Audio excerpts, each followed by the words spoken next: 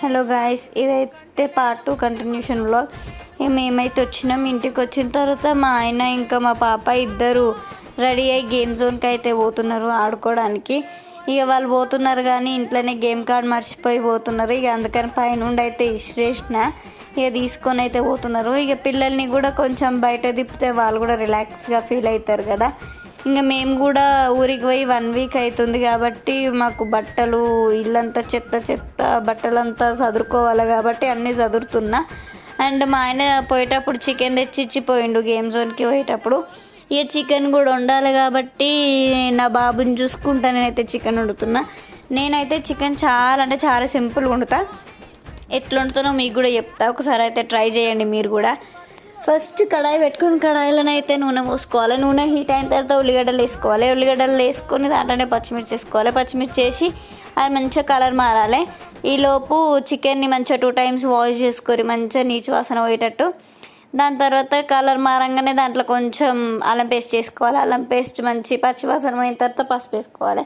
పసుపు కూడా అంత మంచిగా కలుపుకొని చికెన్ వేసేసుకోవాలి. దాంట్లో చికెన్ వేసుకొని చికెన్ కూడా మంచిగా కలుపుకోవాలి. కలిపి దాన్ని ఒక 50% అట్లా ఆయిల్లోనే ఉడకనియాలి చికెన్ని. అట్లయితే మంచిగా అవుతుంది చికెన్ కర్రీ.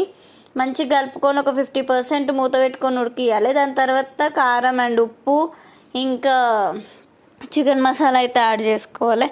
యాడ్ చేసుకొని మళ్ళీ మొత్తం ఉడకనియాలి. ఇక చికెన్ని మూత పెట్టుకొని ఉడకనియాలి. కలుపుకొని ఇక దాని తర్వాత కొత్తిమీర వేయాలి. అందరేమో కొత్తిమీర లాస్ట్ దించేటప్పుడు వేస్తారు. కాకపోతే నేనైతే కొత్తిమీర వేసి కూడా మళ్ళీ కొద్దిసేపు పొయ్యి మీద ఉంచుతాటనే చికెన్. ఎందుకంటే కొత్తిమీర ఫ్లేవర్ కూడా చికెన్కి పడుతుంది కదా. ఇంకా మా ఆయననైతే నాకు ఒకటే తీరుగా స్నాప్ల మీద స్నాపులు పెడుతుండు వాళ్ళ బిడ్డయి. మా పాప అయితే ఎట్లా ఆడుతుందో మాల్లో చూడండి. ఇక నేనైతే ఆ స్నాప్స్ అన్నీ సేవ్ చేసి క్లిప్స్ అయితే యాడ్ చేస్తున్నా.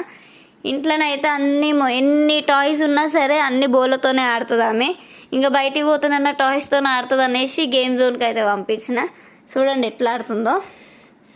ఈ ఇంటికి వచ్చినాక మస్తు చాలా అలసిపోయినట్టుంది మేడం గారు. ఇంటికి రాగానే గిన్నె ముందు పెట్టుకుంది.